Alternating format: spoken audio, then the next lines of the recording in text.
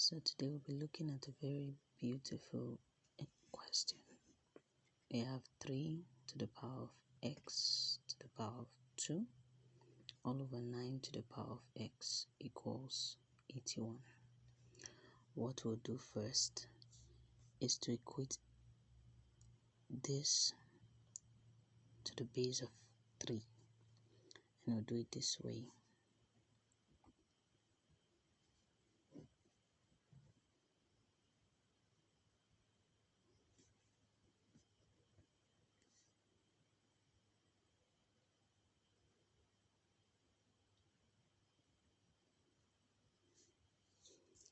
So, because 3 raised to the power 2 will give us 9. So the next thing we'll do, we'll follow the law of indices here. Writing it this way.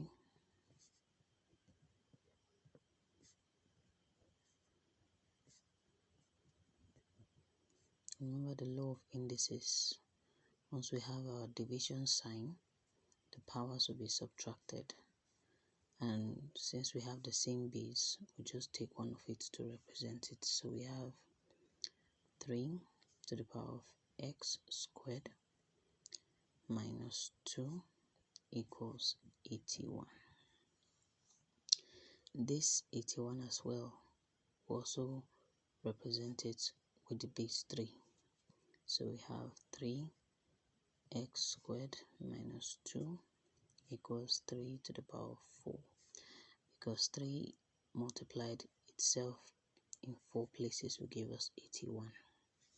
So the next thing we do, this 3 slashes this 3. So we have x squared minus 2 equals 4. So they are no longer powers, they are now base numbers. So if you watch, so remember 9 is the power of x, so we have our x here, our x here,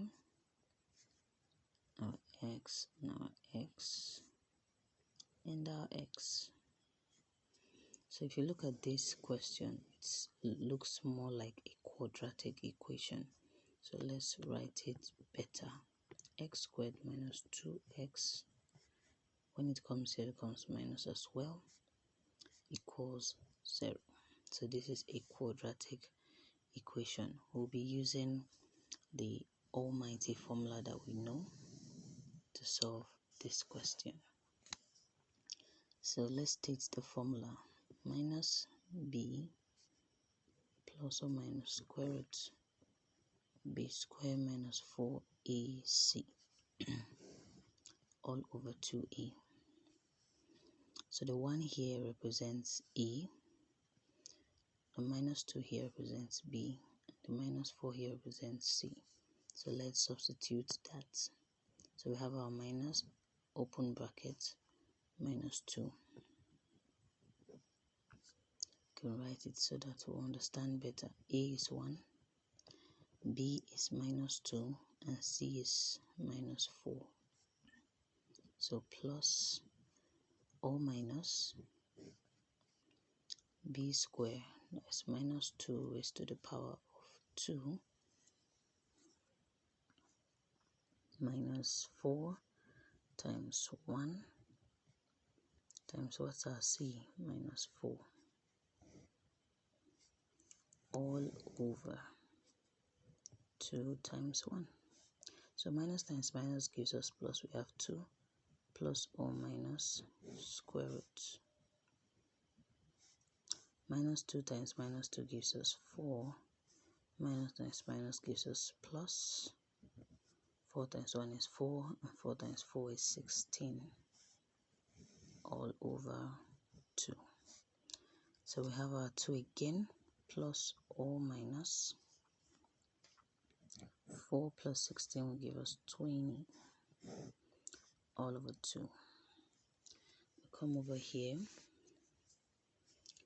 we write the part where we stopped.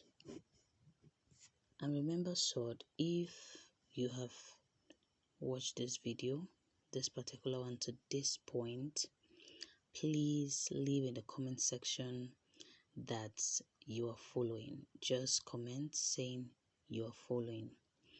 And if you consider this video helpful this far, please consider subscribing, hit the notification bell so you'll be notified when next I upload another video, and give this video a big thumbs up, which means like this video.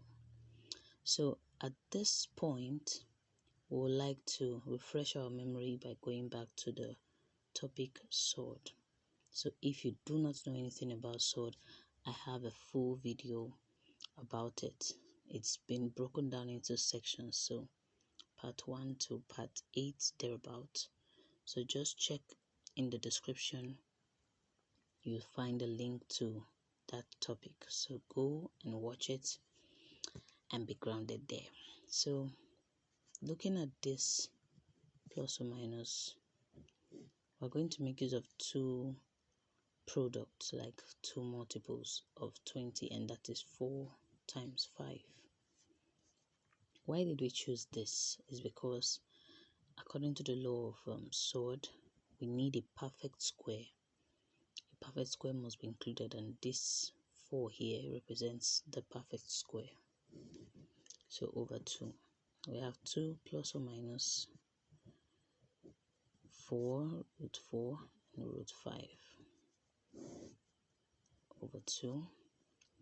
2 plus or minus square root of 4 is 2 root 5 all over 2. What we do next is to factorize or factor out the 2. So we have 2 out to give us 1 plus or minus 1 root 5. That's not necessary, but you can just put it there for clarity. We have our 2. This 2 cancels this 2.